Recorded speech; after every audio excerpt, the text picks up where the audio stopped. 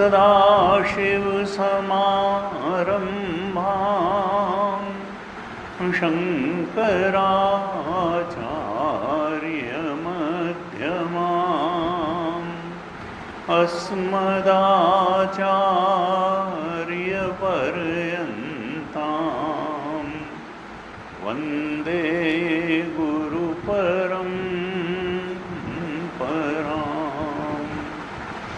अज्ञानतिमिरान्धस्य ज्ञानाञ्जनशलाकया चक्षुरुन्मीलितं येन तस्मै श्री गुरवे नमः। तस्मै श्री गुरवे नमः। ध्यान श्लोकों का पाठ करते हैं। ओम पार्थाय प्रतिबोधितां भगवता नारायणेन स्वयं व्यासेन ग्रथितां पुराणमुनिना मध्ये महाभारतम् अद्वैतामृतवर्षिणीं भगवतीम् अष्टादशाध्यायिनीम्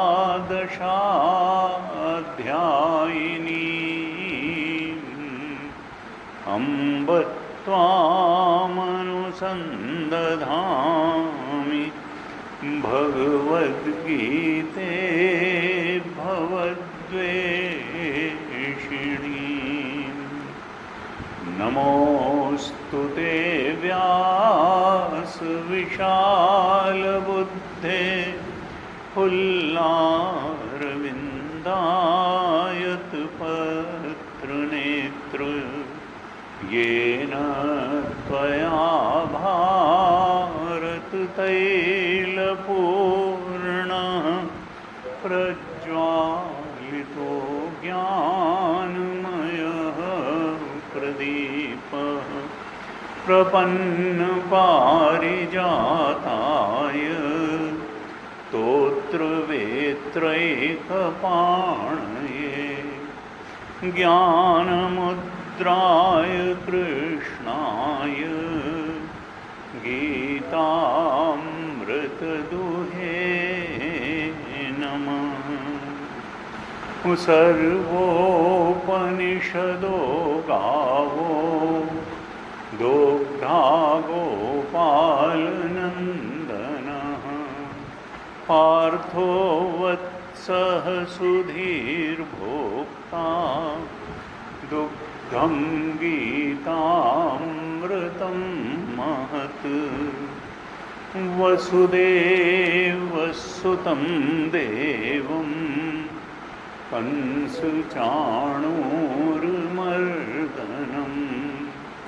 देवकी परमानन्दं कृष्णं वन्दे जगद्गुरुं कृष्णं वन्दे जगद्गुरुम्।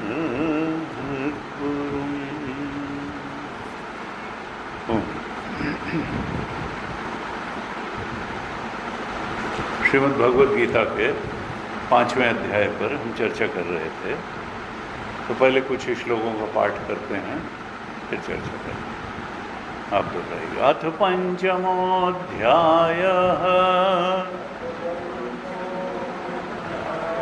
अर्जुन उवाच सन्न्यासं कर्मणां कृष्ण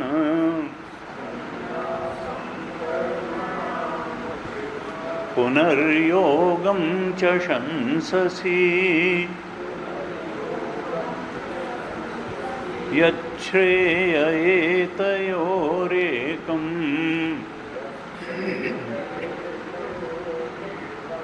तन्मे ब्रूहि सुनिश्चितम्।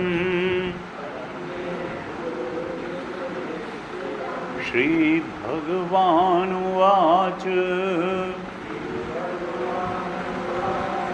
सन्न्यासः कर्मयोगश्च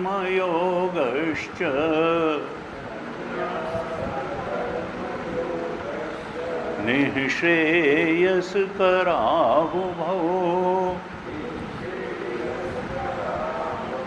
तयोस्तु कर्म सन्न्यासात्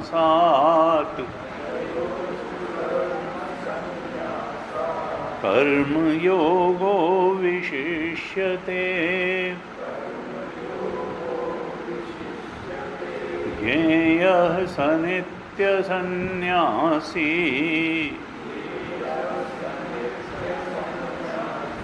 यो न द्वेष्टि न काङ्क्षति निर्द्वन्द्वो हि महाबाहो सुखं बन्धात् प्रमुच्यते। सांख्ययोगो पृथक् बालाः प्रवदन्ति न पंडिताः एकमप्यास्थितः सम्यक् उभयोर्विन्दते फलम्। यत्साङ्ख्यैः प्राप्यते स्थानम् तद्योगैरपि गम्यते। एकं साङ्ख्यं च योगं च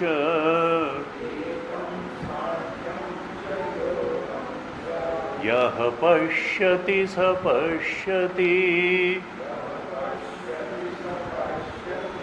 सन्न्यासस्तु महाबाहो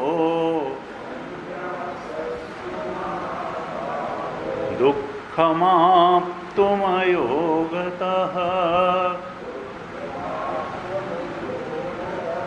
योगयुक्तो मुनिर्ब्रह्म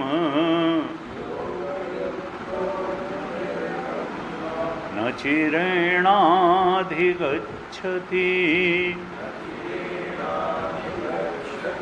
योगयुक्तो विशुद्धात्मा विजितात्मा जितेन्द्रियः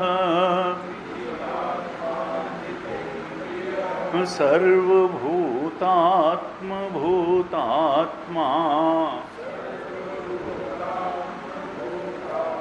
कुर्वन्नपि न लिप्यते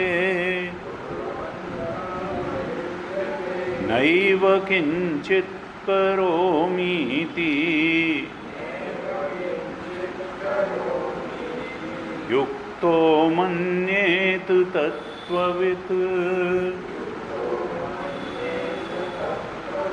पश्यन् शृण्वन् स्पृशन् जिघ्रन्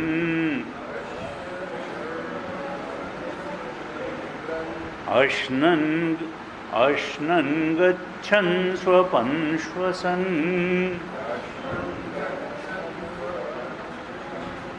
अश्नन् गच्छन् स्वपन् श्वसन् प्रलपन् विसृजन् गृह्णन् उन्मिषन् निमिषन्नपि इन्द्रियाणि इन्द्रियार्थेषु वर्तन्त इति धारयन् ब्रह्मण्याधाय कर्माणि संगं त्यक्त्वा करोति यः लिप्यते न स पापेन पद्मपत्रमिवाम्भसा कायेन मनसा बुद्ध्या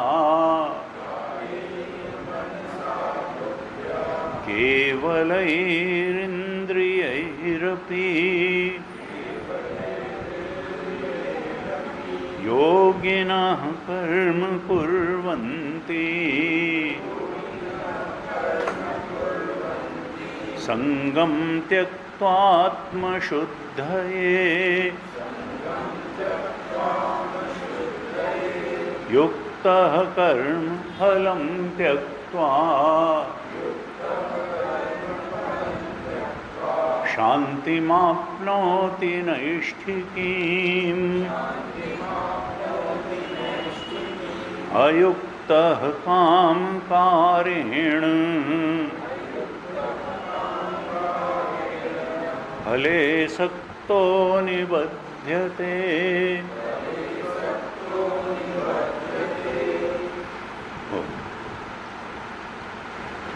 पंचम अध्याय का प्रारंभ अर्जुन के प्रश्न से होता है।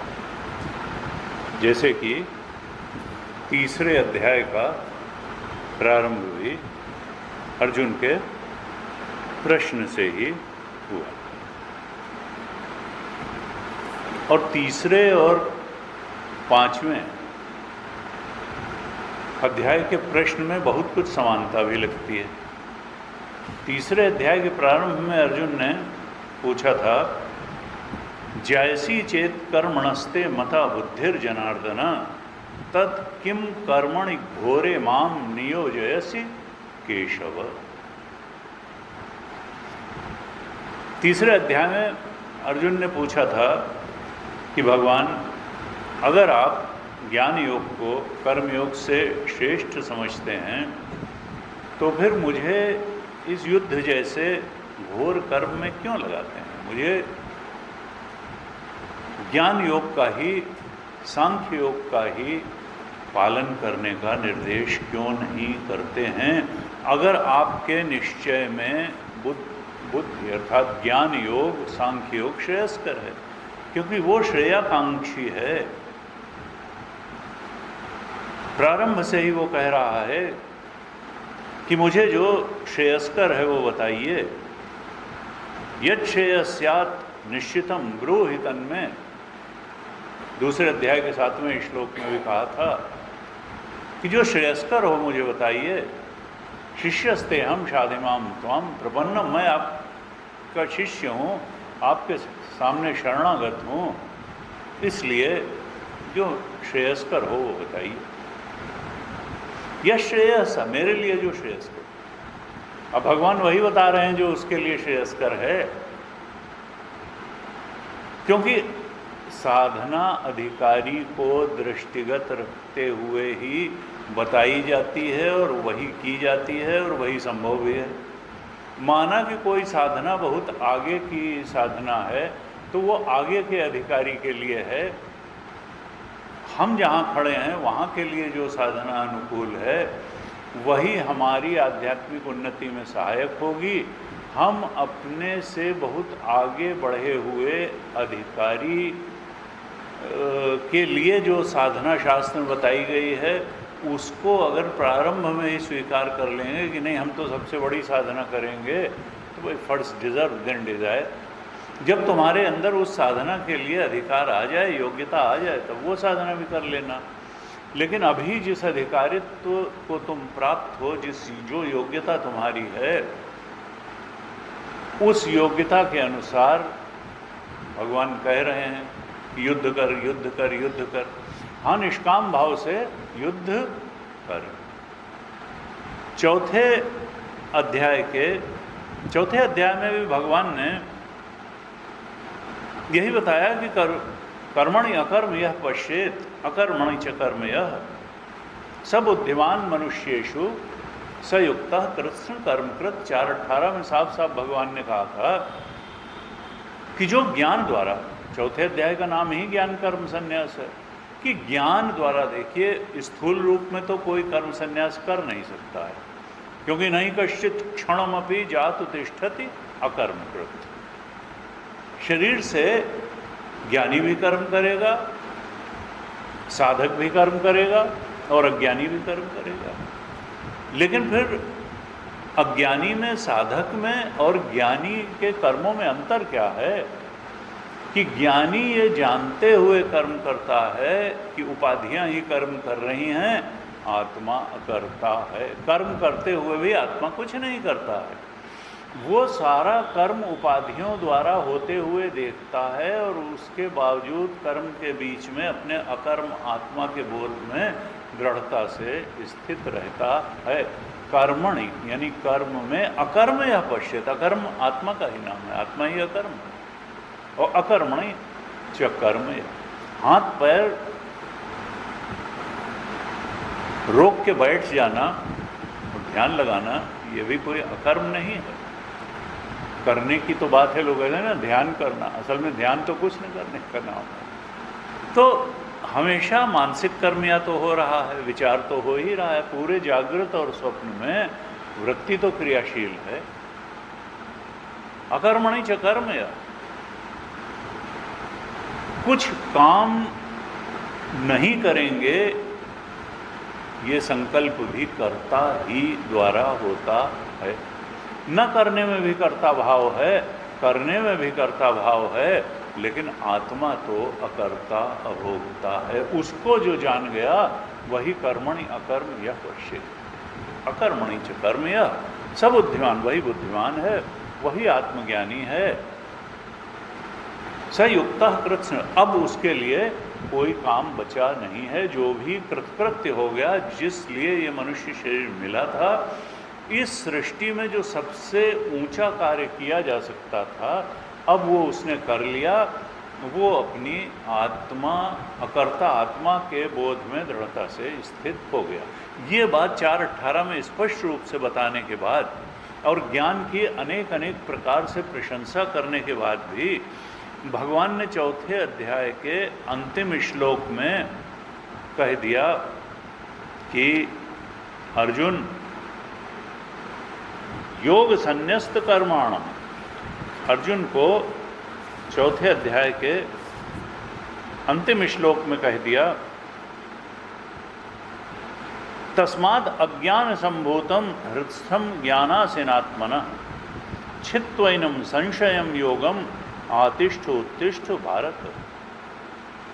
तुम कर्मयोग में स्थित होकर के युद्ध के लिए खड़े हो जाओ। फिर भगवान ने ये नहीं कहा कि तुम्हारे लिए ज्ञान योग की साधना है। ज्ञान योग की साधना को और आत्मज्ञान को सबसे उच्च उपलब्धि बताने के बाद भी भगवान ने अर्जुन से यही कहा कि तुम कर्म योग की साधना में लगो, युद्ध के लिए उठ करके खड़े हो जाओ। तो तीसरे अध्याय में जो अर्जुन का प्रश्न था कि तत्किम कर्मणि घोरे माम नियो, जब आप जानते हो कि ज्ञान योग श्रेष्ठ है तो कर्म में क्यों लगा रहे हो, वही प्रश्न यहां भी बना रहा। और अर्जुन ने कहा पहले श्लोक में ही 5वें अध्याय के कि संन्यासम कर्मणाम कृष्ण पुनर्योगम च शंससि। तुम कभी तो संन्यास की बात कहते हो और फिर कभी योग यानी कर्मयोग की प्रशंसा करते हो। यद श्रेय एतयोः एकम, इन दोनों में जो एक सबसे श्रेष्ठ हो, मेरे लिए श्रेयस्कर हो, तन्मे ब्रूहि सुनिश्चितम, उसको ही निश्चित रूप से मुझे बताओ। 3:2 में भी यही कहा था, व्यामिश्रेणेव वाक्येन बुद्धि मोहयसीव में। भगवान आप ज्ञान योग कर्मयोग सबकी प्रशंसा करते हैं, ये मिले जुले वाक्यों से मेरी बुद्धि मोहित हो रही है। तद एकम वद निश्चित, एक बात बताइए, येन श्रेय अहम आपनियम, जिससे मैं श्रेय को प्राप्त कर सकूं।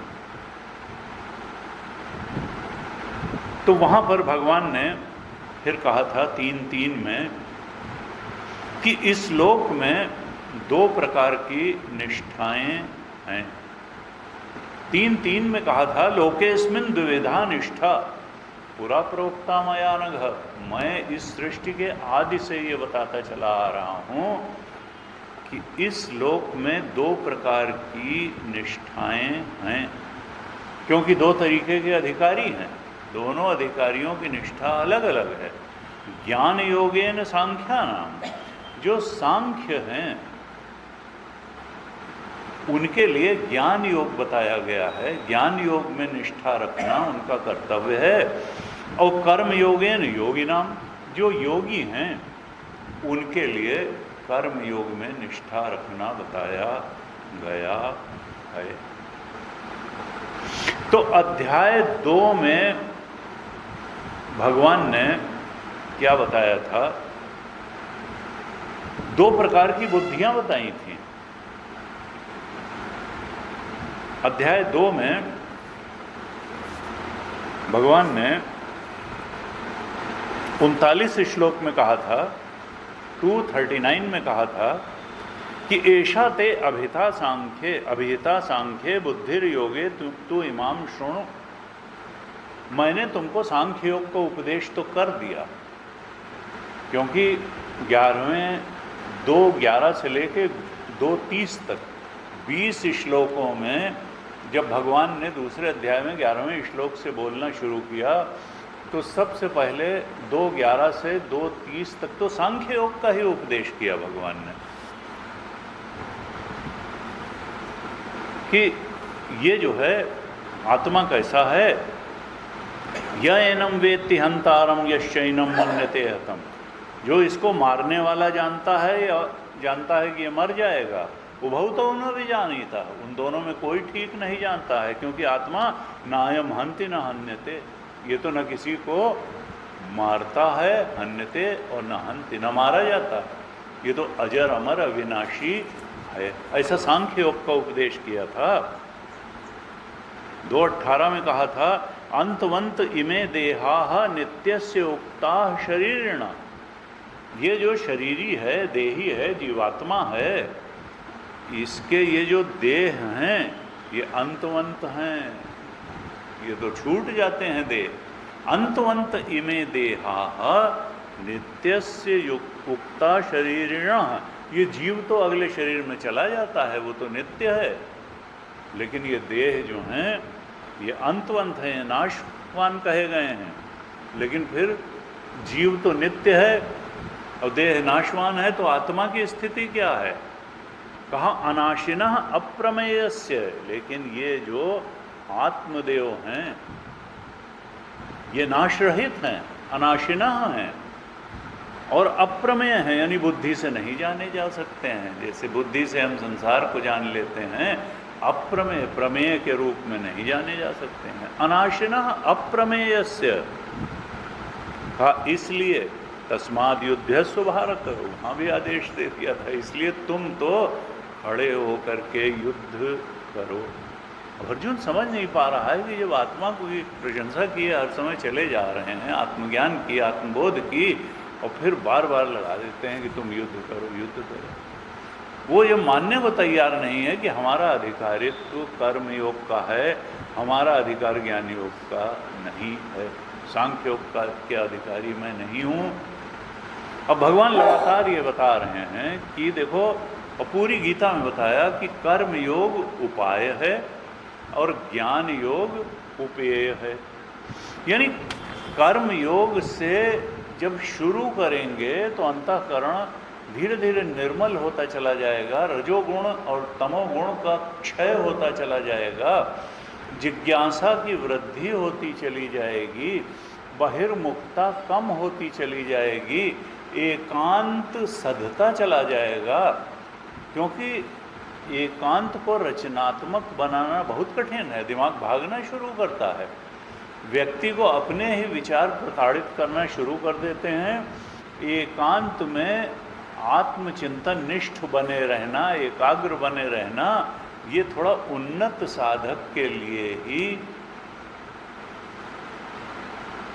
संभव होता है, और वो उन्नत साधन बनने का तरीका है कर्म योग। यानी कामना प्रेरित कर्म न करके ईश्वरार्पित कर्म करना, भगवान के लिए, भगवान की प्रेरणा से और फल भगवान को समर्पित करके कर्म करना, यही तो कर्म योग। अभी हमने पढ़ा श्लोक 5वें अध्याय का, संभवतः 11वां श्लोक पढ़ा कि ब्रह्मण्याधाय कर्माणि संगम त्यक्त्वा करोति यः लिप्यते न स पापेन पद्मपत्रमिव अंभसा।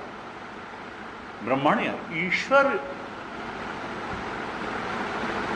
के लिए कर्म करो, कामना का आधार लेकर के कर्म न करो, ब्रह्म का आधार लेकर के, ब्रह्मण्याधाय कर्माणि, और फल की आसक्ति छोड़ करके करो।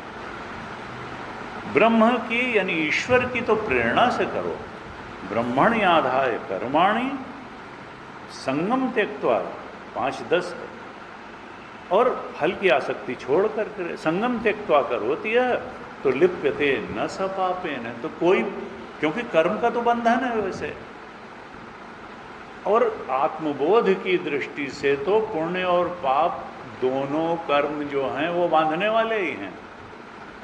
पुण्य अच्छी परिस्थिति से बांध देगा, स्वर्ग में ले जाके बांध देगा, और पाप कर्म खराब परिस्थिति से और नरक में बांध देगा। लेकिन मुक्त करने की ताकत न पुण्य कर्म में है न पाप कर्म में है। मुक्त करने की ताकत तो ब्रह्मण्याधाय कर्म में ही है। ऊंची से ऊंची इच्छा का आश्रय लेकर के किया हुआ कर्म भी फल जरूर देगा और फल बांध देगा। तो फल का संग त्याग करके और आत्म भाव में स्थित हो करके ईश्वर की प्रेरणा से कर्म करेंगे, तो जैसे कीचड़ में रहते हुए कमल कीचड़ में लिप्त नहीं होता, जैसे कमल के पत्ते पर पानी ठहरता नहीं है, पद्म पत्रम इव अंभसा, अंभसा माने पानी, जैसे उसमें क्यूटिकल की ऐसी लेयर होती है कि कमल के पत्ते पर पानी पड़ने के बावजूद पत्ता गीला नहीं होता है, ऐसे ही कर्म करने पर भी कर्म फल हमको सताएगा नहीं, बांधेगा नहीं, बल्कि मुक्त करेगा। तो भगवान बार बार अर्जुन को कर्मयोग का ही उपदेश दे रहे हैं। और अर्जुन कहता है कि जब ज्ञान योग को तुम ऊंचा मान रहे हो तो हमको कर्म योग में क्यों? इसलिए कि क्षत्रिय है, अभी उसके अंदर रजस बहुत है, बहिर्मुखता बहुत है, तो उसके लिए कर्मयोगी की साधना श्रेयस्कर है। अब ये चौथे अध्याय का नाम ज्ञान कर्म संन्यास योग था और 5वें अध्याय का नाम कर्म संन्यास योग है। लेकिन स्थूल रूप से तो कर्म का संन्यास संभव नहीं है, ज्ञान से ही कर्मों का संन्यास हो सकता है। अब यहां पर एक ये बात आ सकती है कि जो आत्मज्ञानी हो गया तो अब उसको साधन करने की कोई आवश्यकता नहीं। सीढ़ी छत पे पहुंचने के लिए होती है, जब छत पे पहुंच गए तो सीढ़ी की क्या? तो जो आत्मज्ञानी है वो तो सिद्ध हो गया, उसको साधन की आवश्यकता नहीं है। आत्मज्ञान तक पहुंचने के लिए ही गीता जी में और सारे ही वेदांत शास्त्र में 2 साधन बताए गए हैं, जिसमें पहला साधन है कर्म योग और दूसरा साधन है सांख्य योग। कर्म योग का साधन प्रवृत्ति मार्ग का साधन है और ज्ञान योग या सांख्य योग का साधन निवृत्ति मार्ग का साधन है। यानी एक समय तक तो जब तक रजस है, बहिर्मुखता है, अभी एकांत सध नहीं पाएगा, एकांत में रत को रचनात्मक और एकाग्र बनाना संभव नहीं होगा साधक के लिए, तब तक तो निष्काम भाव से ईश्वरार्पित कर्म करके अंतःकरण की शुद्धि करने का साधन ही गीता बताती है। और जब एक समय आएगा कि अंतःकरण इतना निर्मल हो गया, पवित्र हो गया कि स्वतः उस परम सत्य के प्रति जिज्ञासा उठेगी, उस परम सत्य की जिज्ञासा उसको फिर संसार की वासना से दूर ले जाएगी, संसार की इच्छाओं में उसका मन ही नहीं लगेगा, सांसारिक कर्म उसको बोझ लगने लगेंगे और तब वो समय आएगा कि अब प्रवृत्ति मार्ग छोड़ करके वो निवृत्ति मार्ग का साधक बनने के लिए तैयार होगा। और गुरु जी कहते थे हर साधक के जीवन में एक काल ऐसा आता ही है जब सर्व कर्म संन्यास पूर्वक वो अपनी साधना करता है, फिर वो चाहे जनक हों, शुकदेव हों या कोई भी अन्य साधक हो। एक समय क्योंकि वो कहते थे देखो अपने को जस्टिफाई करना बहुत आसान होता है, अपनी इच्छाओं, आसक्तियों, वासनाओं के बोझ तले दबे हो करके लोग एक आडंबर करते हैं कि क्या दोनों साथ साथ नहीं हो सकता। उनका सब जानते हैं कि एक समय आता है कि दोनों साथ साथ नहीं हो सकता है। You have to take break from प्रवृत्ति मार्ग और पूरी तरह से निवृत्ति मार्ग आपको अपना करके अपना सारा समय स्वाध्याय में चिंतन, मनन, ध्यान, गुरु के सामीप्य रहना, गुरुकुल वास, इसमें देना ही होगा। हाँ, जब वो आएगा शास्त्र ही एक समय प्रवृत्ति के लिए कहता है और शास्त्र ही एक समय निवृत्ति के लिए भी कहता है।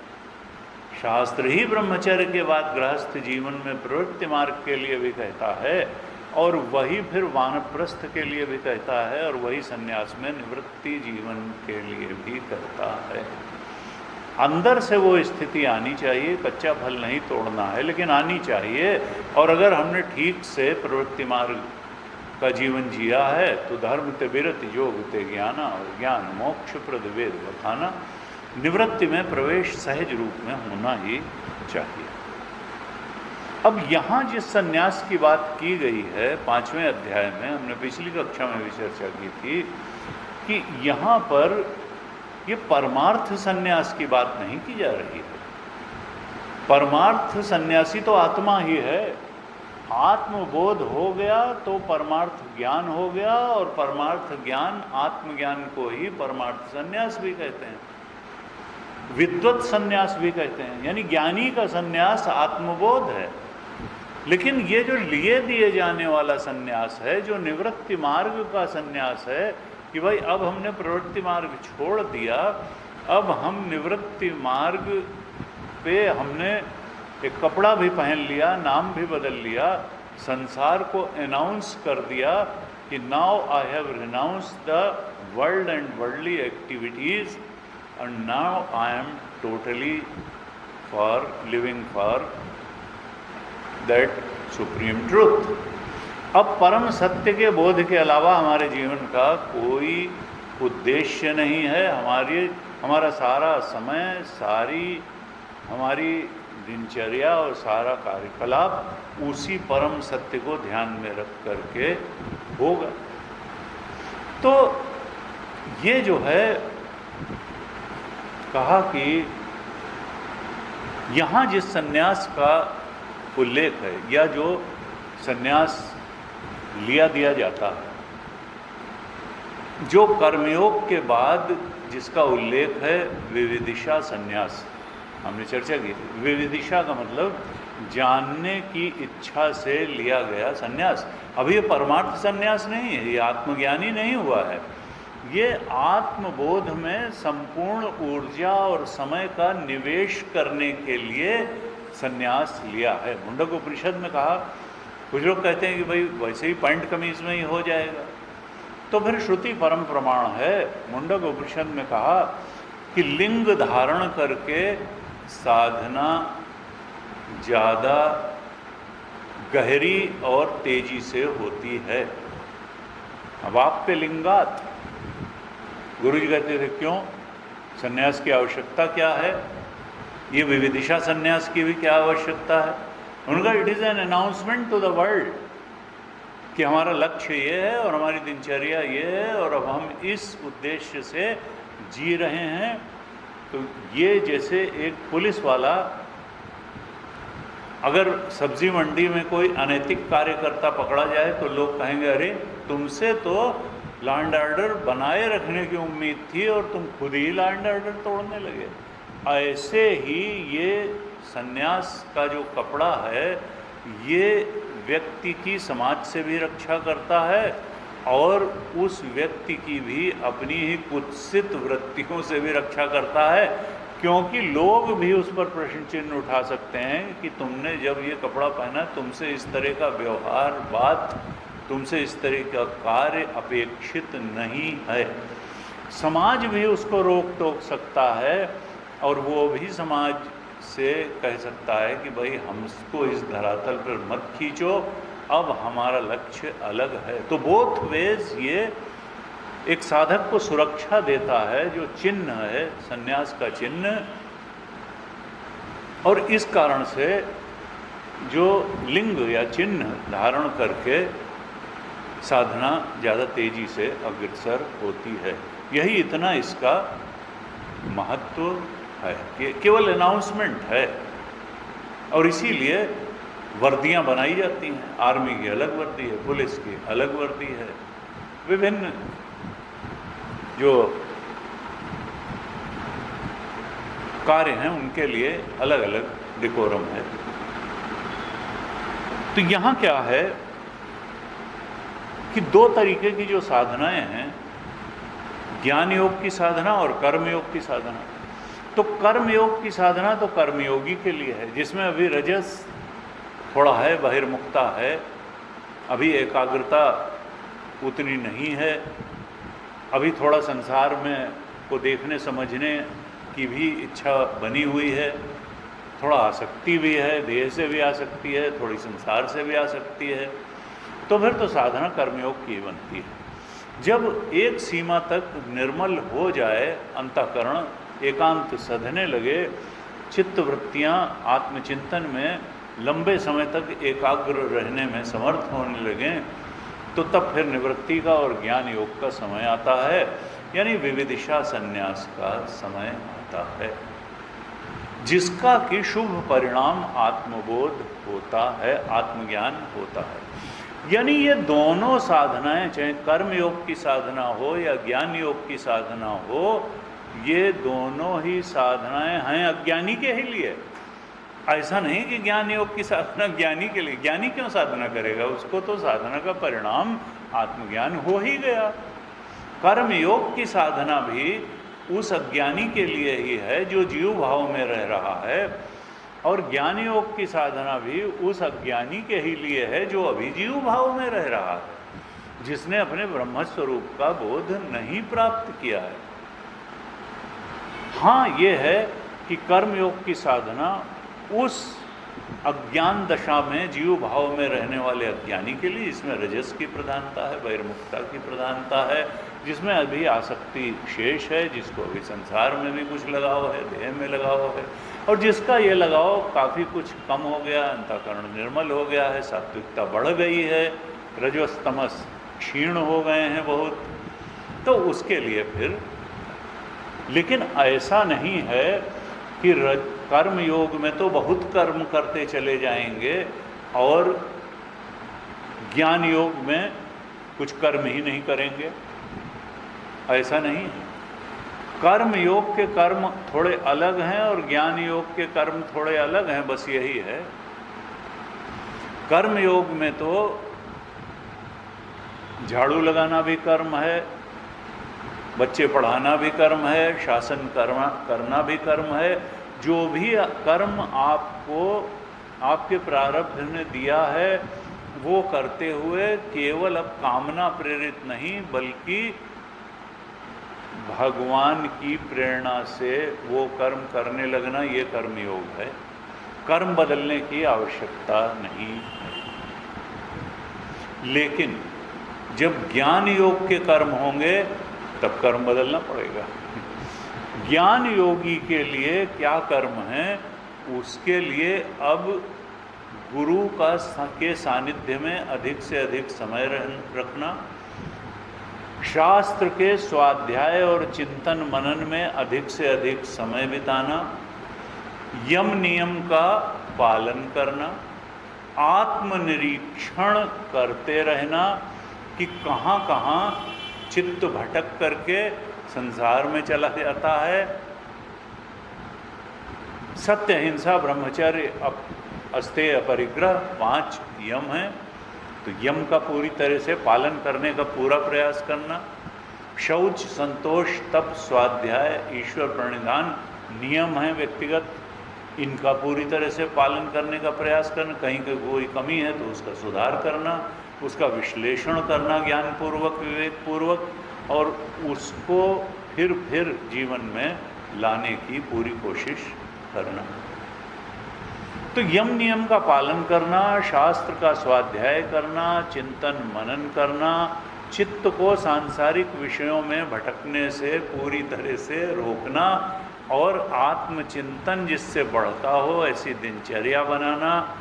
तो गुरुकुल वास करना, गुरु के सानिध्य में रहना, सद्ग्रंथों के साहित्य में रहना, समान विचारधारा वाले लोगों से चर्चा करना। तैत्तरीय उपनिषद में कहा, गुरुकुल से जब जाते हैं कि स्वाध्याय प्रवचने मां प्रमदितव्य, सब कुछ करना, गृहस्थ जीवन में प्रवेश भी करना, अगर संतान उत्पत्ति भी करना, लालन पालन करना, परिवार से, लेकिन 2 चीज़ें अवश्य करना कि स्वाध्याय प्रवचने मां, स्वाध्याय और प्रवचन में प्रमाद मत करना। फिर तुम्हारा चाहे गृहस्थ जीवन हो, चाहे वानप्रस्थ हो या संन्यास, संन्यास में तो बिल्कुल ही नहीं करना। स्वाध्याय हमेशा, यानी गीता, उपनिषद जैसे ग्रंथों का अध्ययन करना, उसमें जो बातें बताई गई हैं उनका लगातार चिंतन मनन करना, और दृष्टि को धूमिल न होने देना और दूषित न होने देना, क्योंकि जन्म जन्मांतर से हमारी ये धारणा बैठी हुई है कि हम मनोरोगों को नॉर्मलसी मान करके जीते चले आए हैं। और किसी से अगर कह दीजिए कि तुम मनोरोगी हो तो झगड़ा करने को तैयार हो जाएगा, और कहीं भीड़ में फंस गए तो पिटाई भी हो सकती है। लेकिन अब तुलसीदास जी का क्या करेंगे, जब उन्होंने कहा एविधि सकल जीव जग रोगी, हर्ष शोक भय प्रीति वियोगी, आदमी मानने को तैयार नहीं होता है, और इसीलिए गीता और उपनिषद की शरण में जाने को तैयार नहीं होता है। गुरुदेव और रमण महर्षि जैसे संतों की शरण में जाने को तैयार नहीं होता है। वो अघोरी टाइप बाबाओं की शरण में चला जाएगा, कर्मकांड की शरण में चला जाएगा, वो रुद्राभिषेक करवा लेगा, वो रामायण सुंदर कांड का पाठ करा लेगा, वो भागवत की कथा करा लेगा, लेकिन वो गीता सुनने और पढ़ने से बचता ही रहेगा। वो रामचरित मानस के भी उन अंशों को पढ़ेगा जिसमें होगा कि राम को रूप निहारत जानकी कंगन के नग की परछाई। उन्होंने क्या लिखा तुलसीदास जी ने, है राम जी का रूप कंगन की नग की में परछाई में निहार रही जानकी। यही तो हम भी कर रहे हैं, हम तो जने किसका किसका रूप निहार करके प्रफुल्लित हो रहे हैं। यही तो रामायण सिखाती है। वो सत्य से तब तक बचेंगे जब तक बचा जा सकता है। जब वो कहेंगे कि एविधि सकल जीव जग रोगी, तो वो कहेंगे ना इसको भाई बढ़ाओ जल्दी, इसको जल्दी। और मैंने देखा कि जब अखंड पाठ होता है तो भी जो मंडली वाले आते हैं वो इसको इतनी तेजी से पढ़ते हैं, इतनी तेजी से पढ़ते हैं कि कोई समझ ही न पावे कि ये कहा क्या गया। तो हम अपनी कमियां नहीं सुनना चाहते हैं, अपनी तारीफ सुनना चाहते हैं। लेकिन अब गीता कहती है कि अगर तुम अल्प संतोषी रहोगे तो फिर तुम उस बात को नहीं पा पाओगे जिसको मनुष्य ही पा सकता है, यानी आत्मज्ञान, आत्मबोध, परम शांति, परम आनंद, जिसके तुम अधिकारी हो।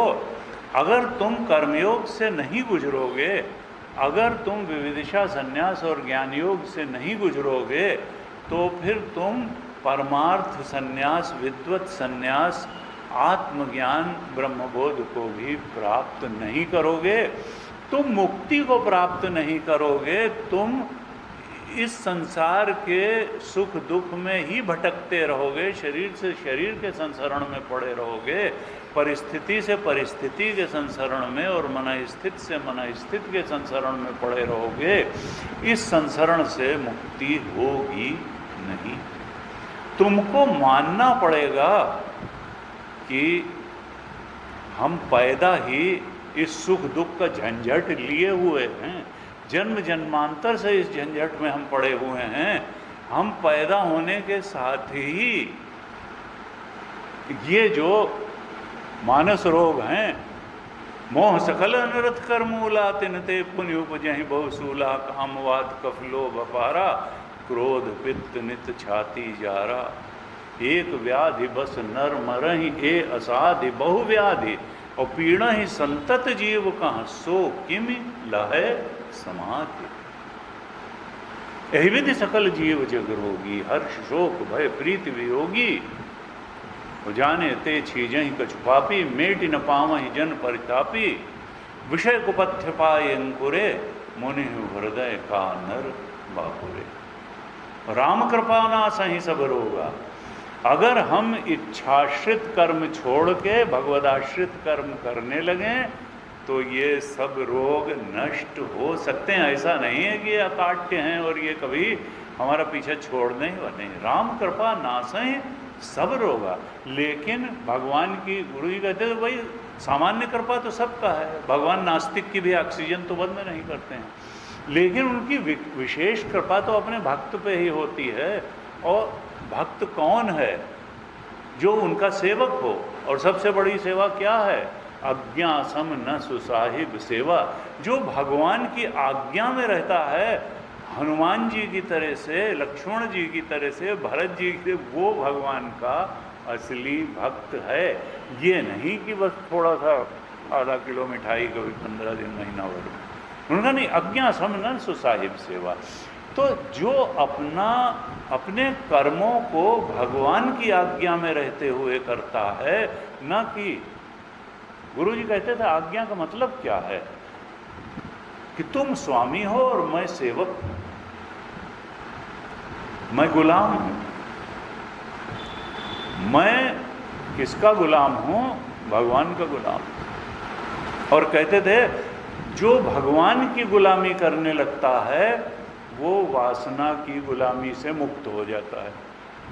वासना की गुलामी से, इच्छाओं की गुलामी से मुक्त होने का एकमात्र उपाय है कि भगवान का गुलाम बन जाना। इच्छाओं की आज्ञा में जीने से ऊपर उठने का उपाय भगवान की गुलामी में जीना है, वासना की गुलामी से। ये जो मानस रोगों की गुलामी से निकलने का और कोई, कि राम कृपा नासहि सब रोगा जोय, तुलसीदास जी ने कहा।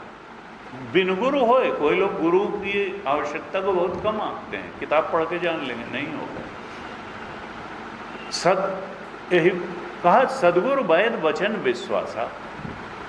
सदगुरु ही तो वैद्य है और उसके वचन में विश्वास, श्रद्धावान लभते ज्ञानम।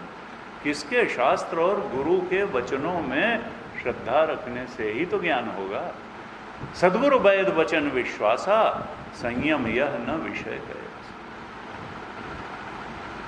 बिन गुरु होए कि ज्ञान, और ज्ञान की होए विराग बिन। तुलसी बाबा के संदेश में कहीं एम्बिग्विटी नहीं है। पहले भी उन्होंने कहा कि दो ही चीजें चाहिए, कि बिनु गुरु होए न ज्ञान और ज्ञान की होए विराग। भाई गुरु भी चाहिए और वैराग्य भी चाहिए। और यहाँ क्या कहा? सदगुरु वैद वचन विश्वासा। गुरु रूपी वैद्य चाहिए, उसके वचनों में श्रद्धा तुम्हारी तरफ से होनी चाहिए, और संयम यह न विषय की आशा, यानी वैराग्य भी चाहिए। दो ही बातें कही, सदगुरु वैद वचन, यानी गुरु बिन हो कि ज्ञान, ज्ञान की हो चलेगी जल बिनु नाय, कोटि जतन पछ पछ। सदगुरु वैद वचन विश्वासा, संयम यह न विषय कहे आशा। यही और कहा रघुपति भगति सजीवन मूरी। भगवान की भक्ति है वो संजीवनी बूटी है। अनुपान श्रद्धा मति पूरी, और जो शहद जिसमें मिला के बूटी खाई जाएगी वो श्रद्धा रूपी ही अनुपान शहद है, जिसमें भक्ति की बूटी खाई है। अनुपान श्रद्धा, श्रद्धा से भरी हुई बुद्धि अगर होगी तो ये सब काम करेंगे। यही विधि भले ही सो रोग नसाही, ना ही तो जन्म कोटि नहीं जाही। करोड़ों जन्मों में भी ये जाएंगे नहीं। और रोगी, अगर रोगी मानने को ही तैयार नहीं होगा अपने आप को, तो इलाज क्यों कराएगा? और किसी ने तो कहा कि व्हेन इग्नोरेंस इज डिजीज तो डायग्नोसिस इज क्योर। यहाँ क्या है कि अज्ञान ही जो है वो रोग है। मोह सकल रथ कर मूला। मोह का मतलब क्या है? इग्नोरेंस, रावण। मोह, अध्यात्म में मोह ही तो रावण है। मोह दशमौली तद्भ्रात अहंकार, पाकारी जित काम, विश्राम हारी। मोह ही तो रावण है। मोह दशमौली तद्भ्रात अहंकार, जो ईगो है, अहम, कुंभकर्ण है। और कामनाएं जो हैं मेघनाथ हैं, इंद्रियों को जीत लेती हैं, कामनाओं में ही लगाती हैं पूरी करने में। पाकारी जित काम, विश्रामहारी, आपको चैन नहीं लेने देगा कभी ये कामनाएं। पूरे जीवन बीत जाएगा कि अच्छा ये कामना पूरी होगी तो चैन होगा, ये पूरी कभी नहीं। विश्रामहारी है। तो कहते हैं कि हम जन्म से ही ये सब लेके पैदा हुए हैं। जन्म जन्मांतर से ये परेशानी चल रही है। लेकिन पहले तो ये है कि हम ठीक से जान पाएं कि हमको परेशानी है और परेशानी का कारण क्या है। तो मोह सकल रथ, ये जितनी परेशानी है मानस रोगों की, इसके कारण क्या है? अज्ञान, आत्मा का अज्ञान, और किसी चीज़ का अज्ञान नहीं। कि हमको जो है गाड़ी का टायर बदलना नहीं आता है, कि हमको जो है, रजनीश कहता था ये सर्वज्ञ जो कहा जाता है आत्मज्ञानी को, तो सर्वज्ञ का मतलब ये नहीं कि वो दुनिया का सब काम जान गया। हो सकता है तुम्हारी साइकिल पंचर हो जाए और सर्वज्ञ से कहो जरा पंचर बना दो तो न बना पाए। तो सर्वज्ञ का मतलब है आत्मज्ञानी, जो परम सत्य को जान गया और उस परम सत्य के अलावा जो कुछ भी है सबको प्रतीति जान गया, आभास मात्र जान गया, सुपर इम्पोजिशन जान गया, वही सर्वज्ञ है। और जिसने उसको नहीं जाना, उसने संसार में चाहे जो भी जान लिया, वो अभी उसका रोग का निवारण नहीं कर पाएगा, अभी उसकी संसरण चलता रहेगा, यात्रा चलती रहेगी। इसलिए गीता हो, रामायण हो, उपनिषद हो, हमारे सारे ग्रंथों का संदेश यही है कि जानने लायक बात आत्मा को जानना है। आत्मबोध, परम चैतन्य के बोध में स्थित होना। तो एक तो हमको ये समझना ही पड़ेगा कि हम बहुत सी परेशानियां लेके पैदा हुए हैं पूर्व जन्म से। विधि सकल जीव जग रोगी, हर्ष शोक भय प्रीति भी होगी। और उसका उपाय क्या है? ईश्वरार्पित कर्म, यानी कर्मयोग। और कर्मयोग के बाद क्या होगा? विमल ज्ञान जल जब सो नहाई, तब रह राम भगति और छाई। उसके बाद ज्ञान योग भी जरूरी है। जब कुछ ठीक हो जाता है तो अब ज्ञान के जल से नहाओ, तब असली भक्ति होगी, तब तो आत्मबोध निरंतर बना ही रहेगा। तो कर्मयोग, फिर ज्ञान योग। तो एक तो हम ये जाने कि जो हम अपने आप को ये मान के चलते हैं कि हम जैसे हैं बिल्कुल ठीक हैं, ऐसा नहीं है। शास्त्र कहता नहीं। हमारी परेशानी का कारण हमारा आत्मा का अज्ञान है, मोह है, और इसके कारण फिर मिस एप्रीहेंशन है। नॉन एप्रीहेंशन ऑफ ट्रुथ के कारण मिस एप्रीहेंशन है। मोह निशा सब सोवनिहारा, और देखा ही सपना नहीं प्रकारा। और जाग भी सकते हैं, ही जग जामिन जाग ही जोगी, परमारथी प्रपंच वियोगी। ज्ञानी तब ही जीव जग जागा, जब सब विषय विलास विरागा। तो वैराग्य और सद्गुरु के वचन, स्वाध्याय, कर्मयोग, फिर ज्ञान योग।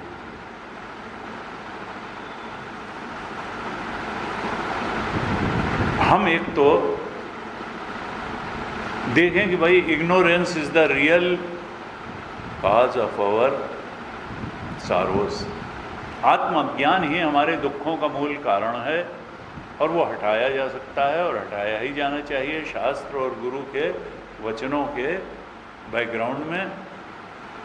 और दूसरी चीज़ जो हम जन्म से ही लेके बैठते हैं, वो ये है कि प्रतीति ही सत्य है। संसार सत्य ही नहीं है, ये शिवम और सुंदरम भी है। सत्यम शिवम सुंदरम है। कौन? आत्मा नहीं, परमात्मा नहीं, संसार।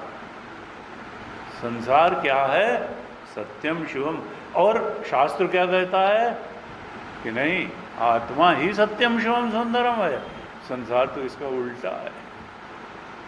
This too will pass away, this too will pass away. Change is the only constant in this universe, Gurudev कहते थे। यहाँ सब कुछ बदल जाएगा, सब कुछ बदल जाएगा, सब कुछ बदल जाएगा। तो हम प्रतीति को ही सत्य मान के बैठे हैं, और जन्म से, हम पूर्व जन्मों से ये गलत धारणा लेके ही पैदा हुए हैं कि प्रतीति सत्य है, संसार सत्य है। और सत्य ही नहीं, जब एक बार सत्य मान लिया तो हम इसको कल्याणकारी भी मानते हैं, हम इसको सुखद भी मान लेते हैं और सुंदर भी मान लेते हैं। कहिए ना, ये प्रतीति है, ये सत्यम शिवम सुंदरम नहीं है, आत्मा सत्यम। तो ये जो दो चीज़ें हैं कि रोगी होते हुए अपने को रोगी न मानना, डायग्नोसिस न करना, अपना इलाज खुद करना। एक डॉक्टर साहब थे हमारे यहाँ, तो कोई जाता तो कहते थे कि तुमने बताया कि साहब पहले जो है गला खराब है, और पहले जो है वहाँ रहे, और वो जो है वो ये वाली दवाई खाई, फिर घर में ये काढ़ा पिया, फिर ये पिया, वो एलोपैथी के टॉप के डॉक्टर तो वो सुनते थे, फिर कहते थे ऐसा करो ये पर्चा ले लो और 200 रुपये फीस है वो ले के तुम जाओ। पहले तुम ये तय कर लो कि तुमको अपना इलाज खुद करना है या तुमको अपना इलाज मुझसे कराना है, क्योंकि जो मरीज अपना इलाज खुद करते हैं मैं उनका इलाज नहीं करता हूँ। ये सब मत बताओ कि तुमने अपना ये इलाज किया वो इलाज किया वो। हम वही मरीज हैं, हम अपना, पहली बात तो हम अपने को रोगी ही नहीं मानते हैं और इस कारण से हम परेशानियों में पड़े रहते हैं। और फिर क्या होता है कि अपना इलाज खुद करते हैं। और इलाज हमने क्या ढूंढा हुआ है कि कामना का रोग लगा हुआ है, वी लगा हुआ है, ओंकार न जानने के कारण वासना या इच्छाओं का रोग लगा हुआ है, और हमने इलाज क्या ढूंढ लिया है, कामना पूर्ति। संसार में कर्म करेंगे और कामनाओं की पूर्ति करेंगे, और इससे जिस सुख की हमको इच्छा है उसको प्राप्त कर लेंगे, और दुख की आत्यंतिक निवृत्ति कर लेंगे और आत्यंतिक सुख की प्राप्ति कर लेंगे।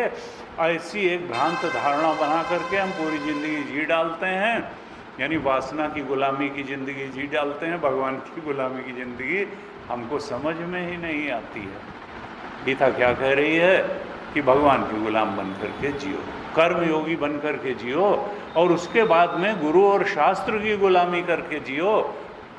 सद्गुरु वैद वचन विश्वासा संयम यह न विषय कयासा, भूपति भगति सजीवन मोरी अनुपान विधि भले ईश्वरो। तो हम ठीक जगह डायग्नोसिस कराएं, ठीक जगह जो इलाज है उसको करें, तो निश्चित रूप से हम सारे रोगों से मुक्त हो सकते हैं। दुख की आत्यंतिक निवृत्ति हो सकती है, परमानंद की प्राप्ति हो सकती है, विद्वत संन्यास की प्राप्ति हो सकती है, आत्मबोध ब्रह्मस्वरूप के बोध की प्राप्ति हो सकती है। लेकिन उसके लिए इन दो चरणों से होके गुजरना पड़ेगा। पहला है कि सकाम कर्म के स्थान पर हमको ईश्वरार्पित कर्म या कर्मयोग करना पड़ेगा, और उसके बाद में सांख्य योग के अधिकारी बन करके और ज्ञान योग की शरण में जाना पड़ेगा, और उसकी पराकाष्ठा के रूप में फिर हम आत्मबोध को उपलब्ध होंगे। यही बताने के लिए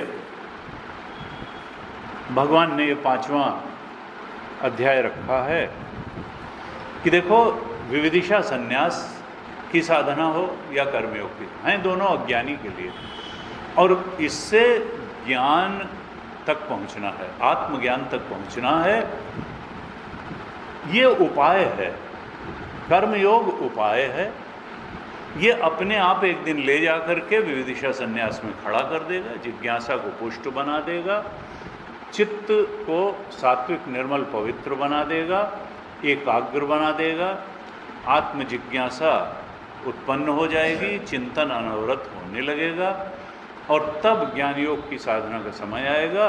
और वो करते करते भगवान के आशीर्वाद से, गुरु की कृपा से, शास्त्र की कृपा से, अपनी साधना से हम आत्मबोध तक भी पहुंच जाएंगे। यही मार्ग है और बड़ा स्पष्ट मार्ग है, लेकिन हमको विजिलेंट होके चलते रहना पड़ेगा। तो ये दोनों ही साधनाएं, विविदिशा संन्यास की साधना भी, कर्मयोग की साधना भी, जीव भाव में रहने वाले साधक के ही लिए हैं। वो पूरी तरह अज्ञानी नहीं कहा जा सकता है, क्योंकि उसको अपना रोग समझ में आ गया है, उसको इलाज भी समझ में आ गया है, और वो गुरु और शास्त्र के निर्देशन में अपना इलाज उसने शुरू भी कर दिया है। उसमें जो उसका पार्ट है वो कर रहा है, शास्त्र के चिंतन मनन का पार्ट कर रहा है, आत्मावलोकन कर रहा है, इनर ट्रांसपेक्शन कर रहा है, उसको अपनी गलतियां भी दिखाई देने लगी हैं, कैसे रिमूव करना है उनको वो भी है। और इस तरह से गुरुदेव कहते थे ये कोई अचानक एक मोमेंटरी चीज़ नहीं है स्पिरिचुअल नॉलेज, आत्मज्ञान। ये स्टेजेस हैं, ये स्टेजेस में आती है, और स्टेजेस यही कर्मयोग से आएंगी, विविदिशा संन्यास में से आएंगी, स्वाध्याय से आएंगी, चिंतन मनन से आएंगी, चर्चा से आएंगी, सत्संग से आएंगी, लेकिन spiritual upliftment has got its own stages. अचानक नहीं, दर्जे दर्जे दर्जे दर्जे उन्नति होती जाएगी और एक समय वहाँ तक उन्नति होगी कि हाँ पहुँच गए, छत पे पहुँच गए, अब इसके आगे कुछ नहीं है। एक बार गुरुदेव से किसी ने कहा कि साहब, महर्षि अरविंद तो कहते हैं कि उपनिषदों में जो बताया गया है वो अभी तो पहले की बात बताई गई है, पहले तो वहाँ तक जो है उठते हैं परम चेतन तक, सुप्रा कॉन्शियसनेस तक, और उसके बाद में नीचे भी आना पड़ता है। गुरुदेव ने कहा पहले उपनिषदों में जितना बताया गया है उतना जान लो, उसके बाद अगर आगे जानने के लिए बचे रह जाना तो उसको भी जान लेना। अरे तुम रह ही नहीं जाओगे, ब्रह्म ही बचेगा। ब्रह्मविद ब्रह्मैव भवति। कौन जानेगा, क्यों जानेगा, क्या जानेगा? ब्रह्म से बड़ा कोई थोड़ो है कि उसको जान लेगा। गप्पबाजी में कोई कुछ कहता रहे, कल्पनाओं की कोई सीमा नहीं है। लेकिन इसीलिए कहा उपनिषद परम प्रमाण है, गीता जी उसके बाद ब्रह्मसूत्र और बोध प्राप्त संत प्रमाण। तो ऐसे जो है कहा। अब कहते हैं कि पहले श्लोक में तो भगवान अर्जुन का प्रश्न है, तो अर्जुन ने कहा संन्यासम कर्मणाम कृष्ण पुनर्योगम च शंससि। आप कभी तो संन्यास यानी कर्म त्याग की प्रशंसा करते हो और कभी योग यानी कर्म के अनुष्ठान की प्रशंसा करते हो। यत् श्रेयः एतयोः एकम, इन दोनों में जो एक श्रेयस्कर हो मेरे लिए, तन्मे ब्रूहि, उसको भली भांति निश्चय करके बताइए हमें। तो प्रश्न यही है। भगवान कहते हैं दूसरे श्लोक में कि देखो संन्यासः कर्म योगः च निःश्रेयस करो उभौ।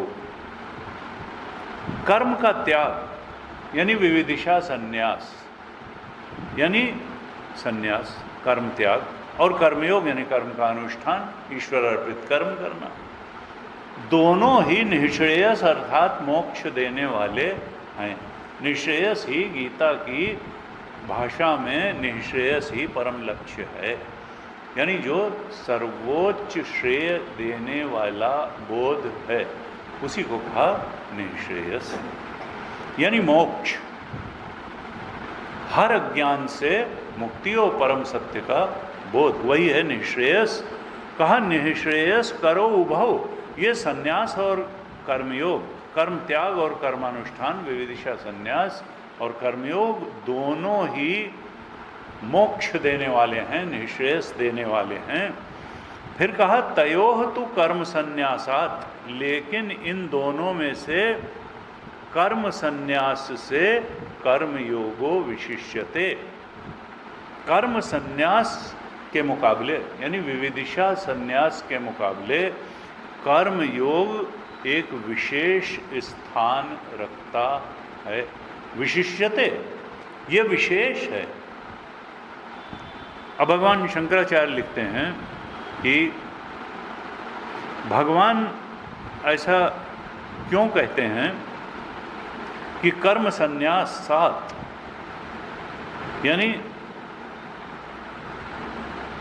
ज्ञान केवलात्, ज्ञान रहित संन्यास, केवल संन्यास की अपेक्षा कर्मयोग श्रेष्ठ है। इस प्रकार से कर्मयोग की स्तुति मानो भगवान कर रहे हैं। ऐसा क्यों कर रहे हैं? एक तरफ तो कहते हैं कि संन्यास और कर्मयोग दोनों कल्याणकारक हैं, मुक्ति देने वाले। तो जब भाष्य, प्रस्तावना भाष्य बड़ा लंबा लिखा है भगवान शंकराचार्य ने, तो उसमें अंत में लिखा था 147 पेज पर, पहले पैराग्राफ में ही भगवान शंकराचार्य ने लिखा था यम नियमादि सहितत्वेन च दुर्नुष्ठेयत्वात् सुकरत्वेन च कर्मयोगस्य विशिष्टत्व अभिधानम इति। भगवान शंकराचार्य ने वहाँ लिखा कि कर्मयोग में तो अभी कर्मों को करना है, क्योंकि सामान्य रूप से साधक के अंदर भी प्रारंभ में कर्ता भाव प्रबल होता है, उसमें चिंतन की भी सामर्थ्य उतनी नहीं होती है, उसकी जिज्ञासा भी गहरी नहीं होती है, उसको साधना करते करते थोड़ा डाइवर्जन चाहिए। आओ भाई फलाने रिश्तेदार के यहाँ से मिल आवें, लाओ थोड़ा टीवी देख लें, लाओ थोड़ा डाइवर्जन चाहिए। कर्ता भाव प्रबल है, डाइवर्जन चाहिए, जिज्ञासा प्रधान नहीं है, चिंतन की उतनी सामर्थ्य नहीं है, अभी आसक्ति है संसार में भी, शरीर में भी, बहिर्मुखता है, रजस है, उसमें कुछ कमजोरियां भी हैं, उसको कर्म करने में संतोष मिलता है, ईगो सेटिस्फैक्शन होता है उसका कर्म करने, और विकारों को भी कुछ न कुछ रास्ता चाहिए। अब ये स्थिति अगर बनी हुई है तो फिर कर्मयोग ही उसके लिए ठीक है, विशेष है। एकदम से विदिशा संन्यास फिर उसके लिए जो कर्मयोग से होकर के नहीं आ रहा है उसके लिए विविदिशा संन्यास कष्टकारी हो जाएगा। अभी 5वें अध्याय के 6ठे श्लोक में भगवान ये बड़ा स्पष्ट रूप से बताने वाले हैं कि संन्यासस्तु महाबाहो दुखम आप्तुम अयोगतः। अगर कोई कर्मयोग के बिना सीधे संन्यास ले लेता है तो वो आनंद तो क्या पाएगा, दुखी और हो जाएगा।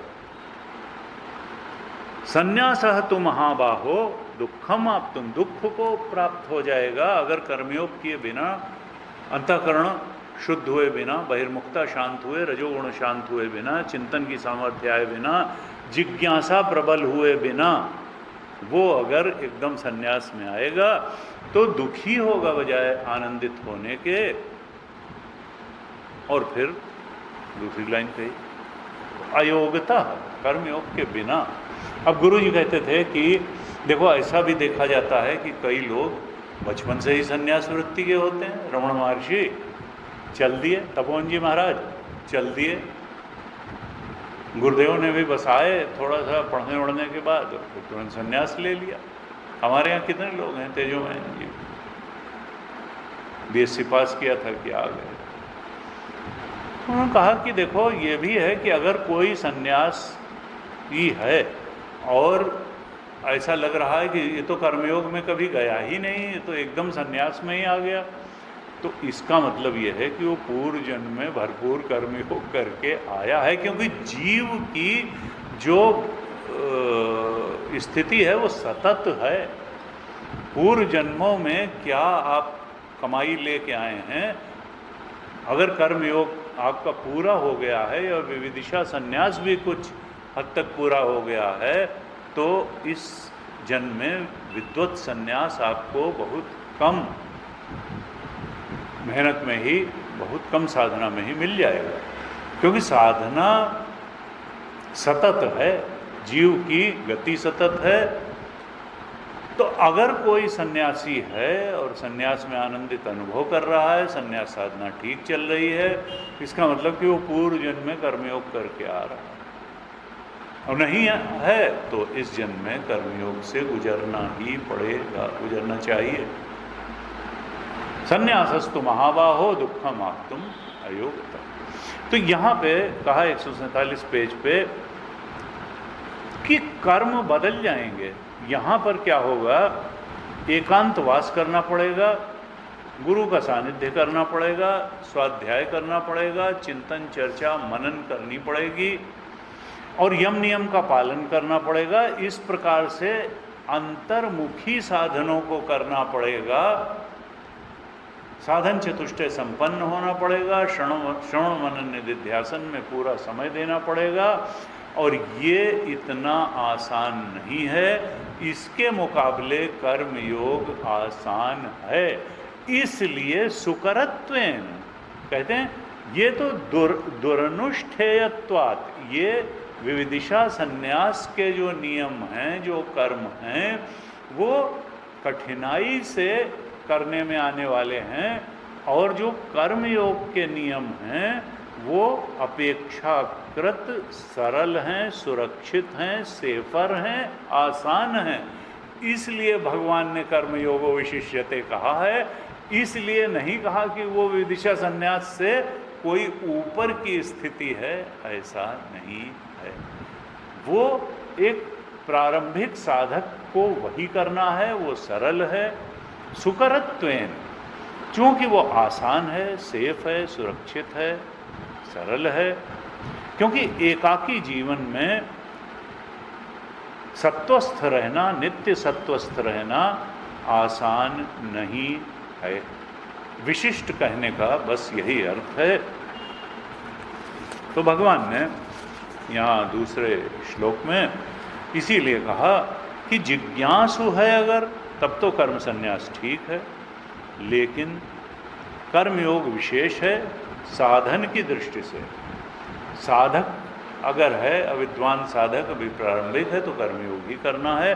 और अगर जिज्ञासु बन गया है, अंतःकरण शुद्ध हो गया है, अंतर्मुखी हो गया है, तब तो फिर कर्म संन्यास ही ठीक है। ऐसे दूसरे श्लोक में भगवान ने बताया। अब तीसरे श्लोक में फिर थोड़ा कर्मयोगी कैसे विविदिशा सन्यासी बन ही जाता है, इस बात को बता रहे हैं कि ज्ञेयः स नित्य सन्यासी यो न द्वेष्टि। स यानी वो कर्मयोगी तो नित्य सन्यासी ही है, विविदिशा सन्यासी ही है। यो न द्वेष्टि न कांक्षति, जो अब राग द्वेष से ऊपर उठ गया। ऐसा कर्मयोगी जो अब ईश्वर की गुलामी में ही जीता है, वासना की गुलामी से ऊपर उठ गया है, राग द्वेष जिसको अब नहीं सताते हैं, जिसके कर्म राग द्वेष से प्रेरित नहीं हैं, निर्द्वंद्वो ही महाबाहो, ऐसे राग द्वेष आदि द्वंद्व से रहित जो कर्मयोगी है वो सुखपूर्वक संसार के बंधन से मुक्त हो जाता है। सुखम बंधात प्रमुच्यते, वो उसका चित्त परमात्मा की भक्ति से तरबतर रहता है। राग द्वेष से उसका चित्त आक्रांत नहीं रहता है। परिस्थिति में निर्द्वंद्वता नहीं होती है, लेकिन चित्त में निर्द्वंद्वता बनी रहती है। चित्त सुख दुख से प्रताड़ित नहीं होता है, राग द्वेषादि से चित्त प्रताड़ित नहीं होता है। तो ऐसा कर्मयोगी बड़े सहज रूप में विदिशा सन्यासी होते हुए आत्मबोध को प्राप्त करके मुक्त हो जाता है। इस प्रकार से कर्मयोग से विदिशा सन्यास और ज्ञानयोग तक की यात्रा भगवान बता रहे हैं। आगे हम और देखेंगे अगली कक्षा में। हाँ जी। ओम पूर्णमदः पूर्णमिदं पूर्णात् पूर्णमुदच्यते पूर्णस्य पूर्णमादाय पूर्णमेवावशिष्यते। ओम शांति शांति शांति। हरि ओम। श्री गुरुभ्यो नमः। हरि ओम।